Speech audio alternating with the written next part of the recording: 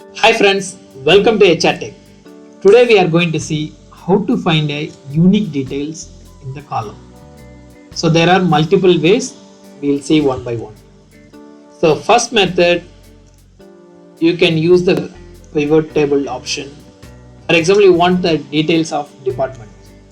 So you go here, insert pivot table, then select the data set and click OK. So you can see here department, just drag it to the rows, and you want the number of departments only unique. If you do this, you will get the count. So it's a multiple because it's more than it's a 2595 items are there, but unique departments are only 45, but we are not getting the 45 number. So how to do to get the only unique details? So here you can try for distinct count. If you see here in the value, count is there some, but you will not get the what is the only unique count. So for that you need to go to again pivot table. So you can use the method of pivot table with data model. If you select this, add this data to the data model, click OK. So you will get the data model table. Here you can select the department. Then same way you can map it to the values. So here also we are getting with the duplication. But I want only unique value. Same way you value fields. Sometime you will not get the value means you can click here, see value field settings. If you click value field setting, you can see some count average. If you drop slowly, if you coming down, you can see the distinct count. Select the distinct count, click OK. Yeah, here we go. That's all, only 45. This is the some different method.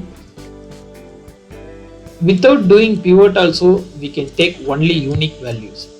So same way, go here, go to filter. In data tab, you have the filter. Click advanced. If you click advanced, you will see list range, and in list range after that criteria, then unique records only. Just click the unique records and which data you want. For example, I want only departments, so I'll click department. I'll select entire department column. I'm selecting. Then you have where need to copy. So filter the list in replace or copy to another location. If you want to filter, so entire data will replace. So you click copy to another location. So where you want to copy, you can select the cell, just wherever you want.